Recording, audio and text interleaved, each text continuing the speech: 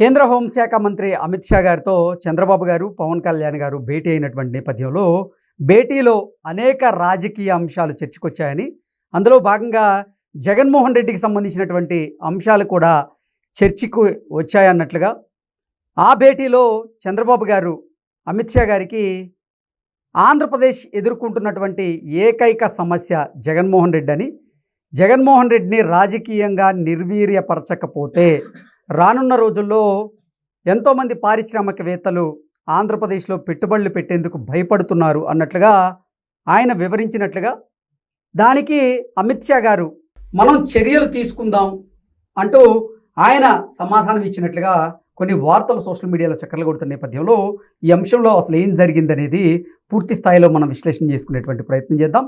ప్రస్తుతం మనతో పాటు ఉన్నారు జనసేన పార్టీ అధికార ప్రతినిధి శ్రీనివాస్ గారు. సార్తో మాట్లాడదాం. సార్ నమస్తే. సార్, అమిత్ షా గారితో భేటీలో అనేక రాజకీయ అంశాలు చర్చకొచ్చాయని, అందులో జగన్మోహన్ రెడ్డికి సంబంధించినటువంటి అంశం కూడా చర్చకొచ్చింది ప్రధానంగా అనేటువంటి వార్తలు వస్తూ ఉన్నాయి. ఏంటి సార్ అసలు చంద్రబాబు గారు, పవన్ కళ్యాణ్ గారు అమిత్ షాకి జగన్మోహన్ రెడ్డికి చెందినటువంటి అంశాలను ఏది వివరించారు, ఏం జరిగింది ఆ భేటీలో అంటే ఏం చెప్తారు? ఒకటి, అది ఎన్డీఆర్ఎఫ్కి సంబంధించినటువంటి మీటింగు. భారతదేశంలో దక్షిణాదిలో మొట్టమొదటిసారిగా ఆంధ్రప్రదేశ్లో ఏర్పరిచినటువంటి కేంద్రం. ఆ ప్రారంభోత్సవంలో ఆ సభకు వచ్చినటువంటి అమిత్ షా గారితో ముఖ్యమంత్రి చంద్రబాబు నాయుడు గారు, డిప్యూటీ సీఎం పవన్ కళ్యాణ్ గారు చర్చకు కూర్చున్నప్పుడు అనేక రకమైనటువంటి రాజకీయ అంశాలు, రాష్ట్రానికి సంబంధించిన అంశాలు, అనేక అంశాలు బయటకు వస్తాయి. వచ్చిన సందర్భంలో నిన్న అంత ఎందుకంటే నా పవన్ కళ్యాణ్ గారు కూడా ఆ మీటింగ్లో మాట్లాడారు. ప్రకృతి విపక్తే కాదు, మానవ విపక్తి కూడా రాష్ట్రానికి జరిగింది. కూటమి ప్రభుత్వం ఆ విపక్తి నుంచి గట్టెక్కించింది రాష్ట్రాన్ని అనేటువంటి విషయం కూడా చెప్పారు. అంటే విపక్తులు అనేక రకాలుగా ఉంటాయి. ఈ రోజున మన రాష్ట్రానికి మెయిన్ ప్రాబ్లం ఏంటంటే పరిశ్రమలు రావడం అనేది పెద్ద ఛాలెంజింగ్ అయిపోయింది ప్రభుత్వానికి. దానికి కేంద్ర ప్రభుత్వం ఒక పక్కన సహకారం చేస్తుంది. ఇప్పుడు అమరావతికి సంబంధించి నిధులు సహకారం కావచ్చు, పోలవరం సంబంధించిన నిధులు కావచ్చు, అదేవిధంగా రాష్ట్రానికి సంబంధించిన పెట్టుబడుల విషయంలో వాళ్ళకు కూడా వెనకాల నుంచి చేసేటువంటి సహకారం కావచ్చు. ఇదో విధంగా ప్రతి విషయంలోనే కేంద్ర ప్రభుత్వం సహకారం చేస్తుంది.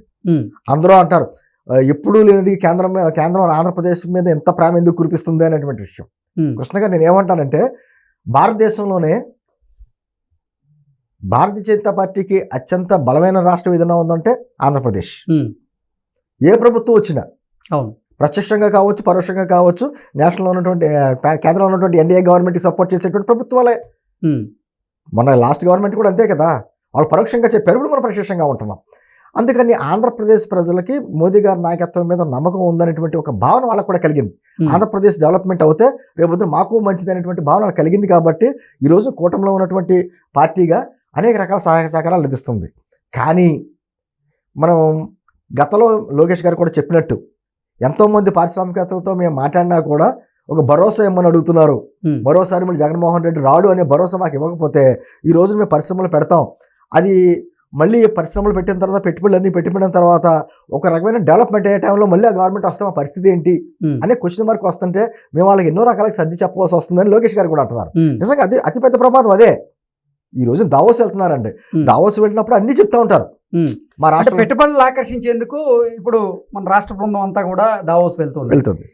పెట్టుబడులను ఆకర్షించేటువంటి క్రమంలో ఒకవేళ తరువాత గనక వైసీపీ వస్తే మా పరిస్థితి ఏంటి అంటూ కూడా కొంతమంది పారిశ్రామికవేత్తలు భయపడుతున్నట్లుగా. ఖచ్చితంగా విచిత్రం అండి కృష్ణ గారు. ఈ రోజు వాళ్ళ పేపర్ చూశాను నేను, అప్పుడప్పుడు చూస్తూ ఉంటాం కదా, చూశాను.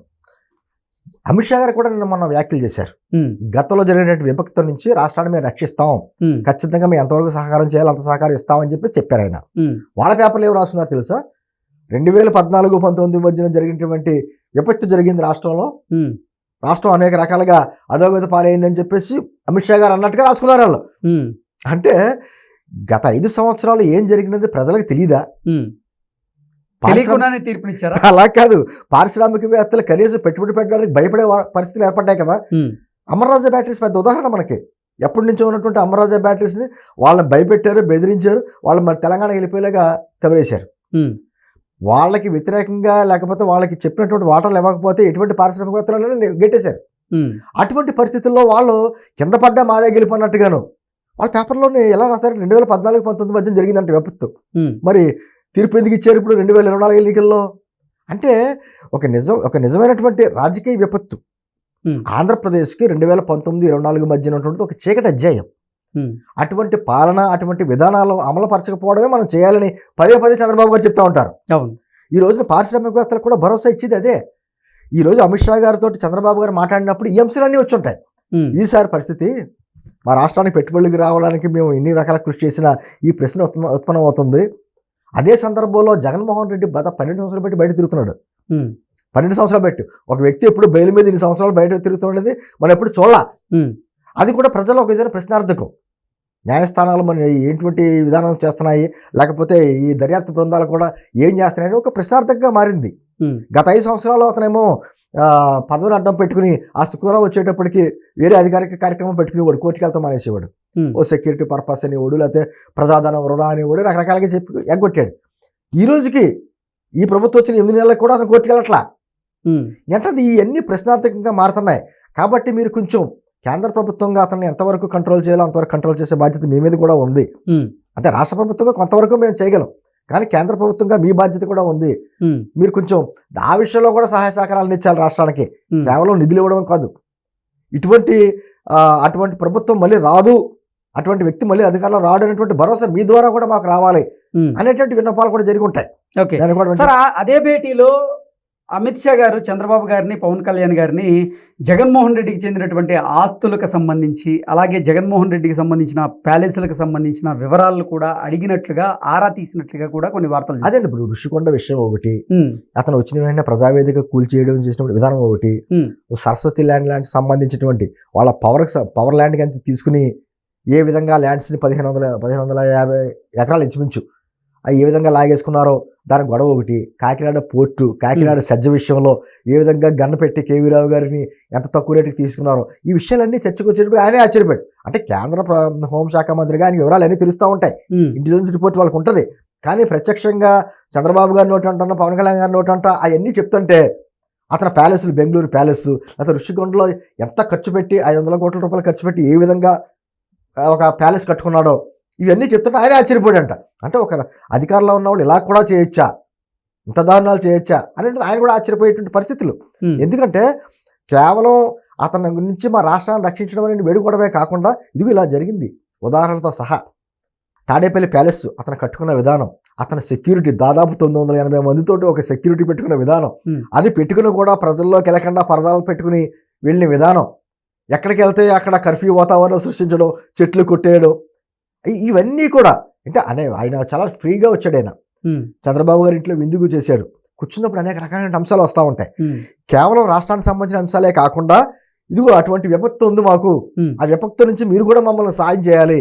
రాష్ట్రంలో ఏదైనా విపత్తు వచ్చింది, వరద కానీ తుఫాన్లు కూడా వచ్చినాయి అనుకోండి, కేంద్రం నుంచి ఒక బృందం వస్తుంది, ఇక్కడ వాతావరణం పరిశీలించి ఎంత వాళ్ళు నిధులు ఇస్తుంది.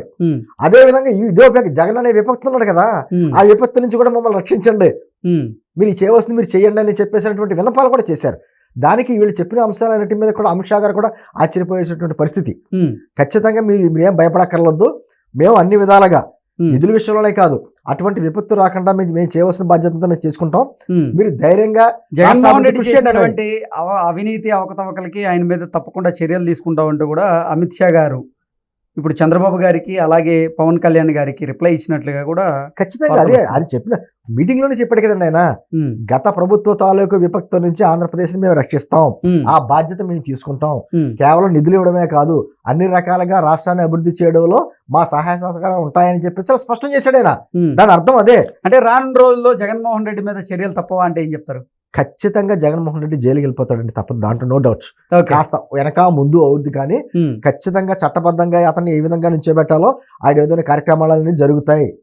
ఎవ్వరు లాలూ ప్రసాద్ యాదవ్, ఏమిపోయాడు లాలూ ప్రసాద్ యాదవ్, శశికళ, జయలలిత, ఎంతో మంది కొన్ని సంవత్సరాలు నడిచిన కేసులు తప్పలేదు, మధు కూడా తప్పలేదు, జైలు జీవితం అనుభవించాల్సిందే, కాస్త వెనక ముందు అవుతుంది అంతే. ఓకే.